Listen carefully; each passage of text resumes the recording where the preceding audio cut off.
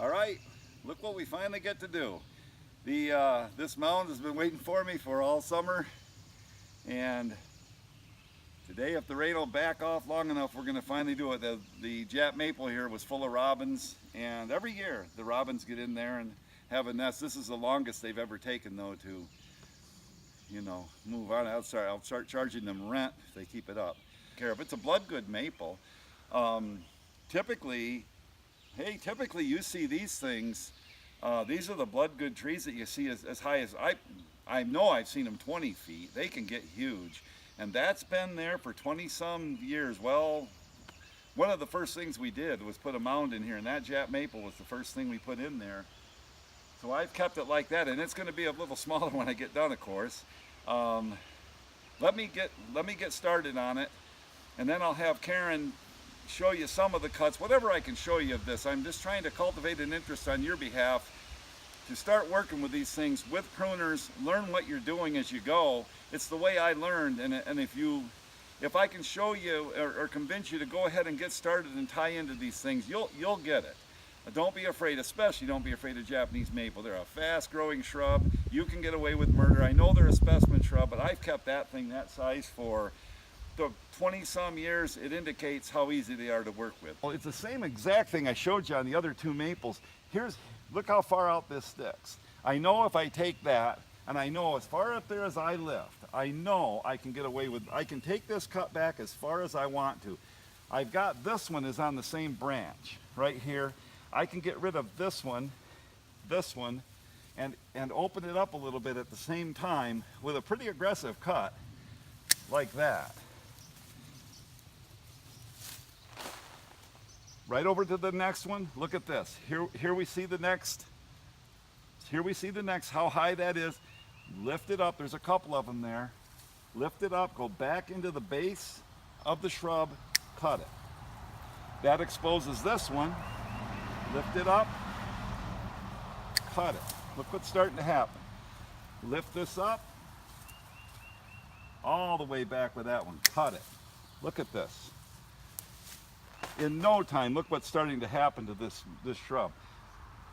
Off balance here, down in, cut it. Hanging down here, lift up, cut it. Now I'll just move along for a minute so we can get this.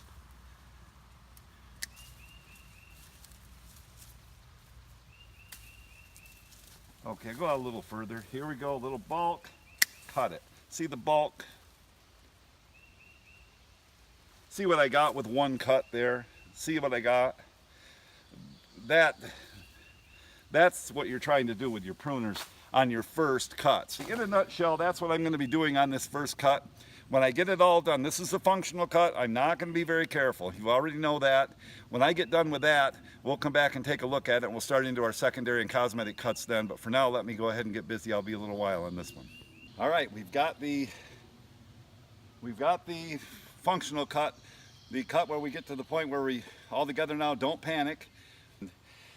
Now we get to the point where you could panic if you make bad cuts. It's going to be the same principle.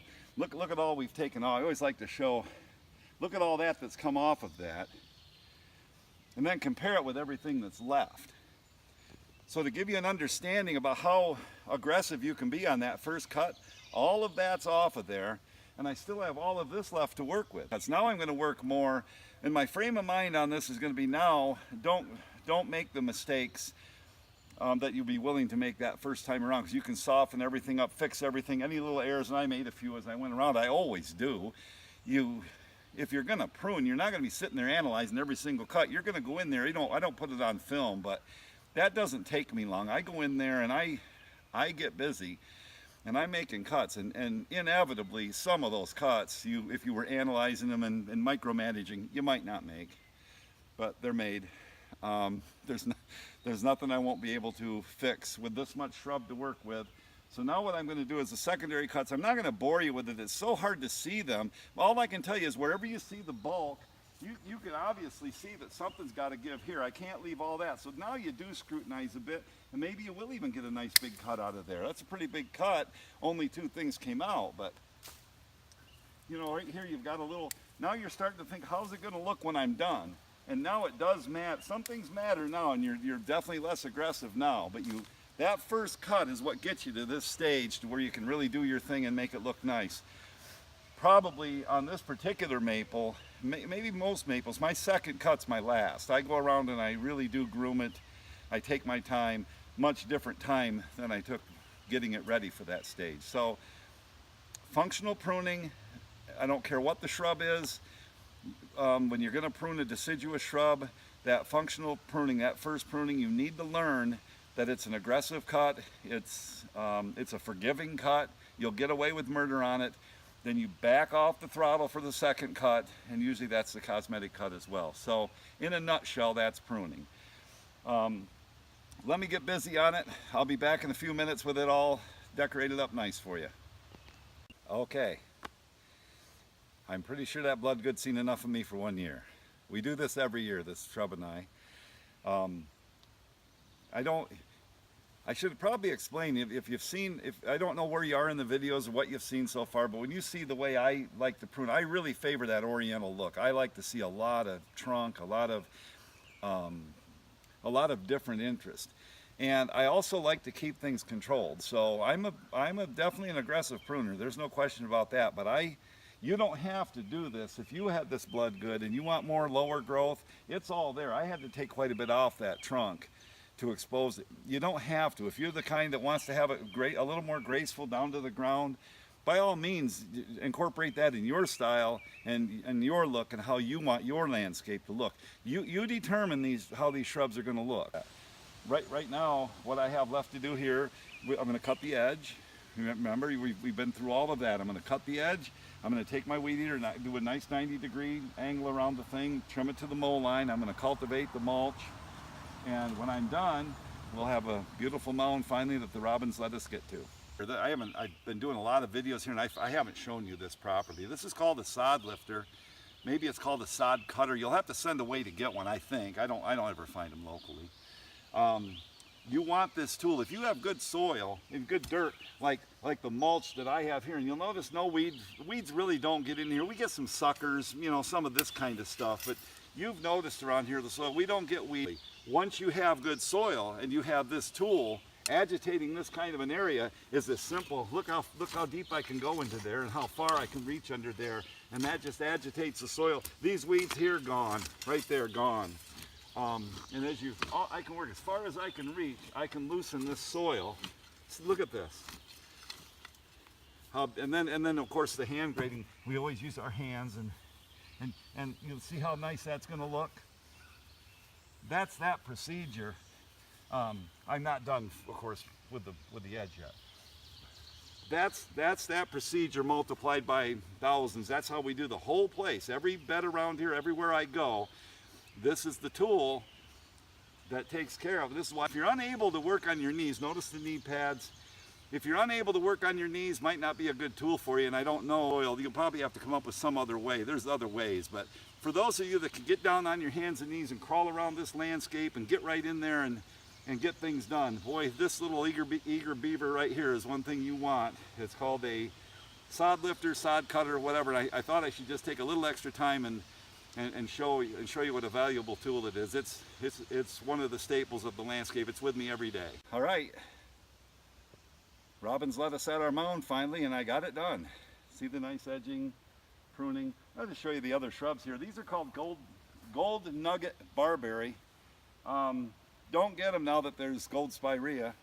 Years ago, nursery stock, I used a lot of these gold nugget barberry. It came, for some reason, I couldn't find them anymore, but by then I was using the gold spirea and understood how to cut them down. A much easier shrub to work with. These you just can't get any kind of, you cut them back about every 3 or 4 years and let them come back. And they're beautiful color, but I just don't like the shape of them, and I don't dare to. There's nothing I've tried before to try to shape them, and you just make a fool out of yourself. So that I leave those alone. They look fine. I mean, I'm not complaining. It's just there's better ways to get your gold.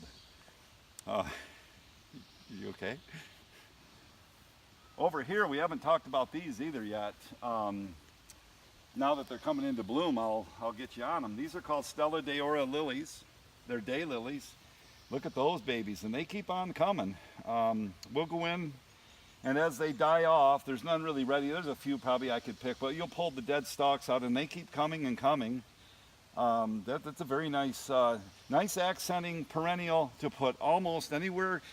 As we've gone around here, I'm sure you've noticed them here and there, and you don't talk much about them, but they are valuable. And even when they're not in bloom, that's a nice texture to have in with your, with all the rest of the stuff that we do. There, Karen likes her bear. Looks like a bird got to him. All right, so, and when you're done, this is pan out on that mound so they can get a little look at it, Karen.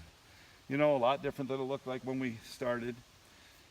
Not gonna ever try to convince you to be as heavy-handed as I am with the pruners, but I wouldn't discourage it either. But that's our mound. The robins finally got out of our way, and I got my mound done, and I'm one happy guy. See you next time.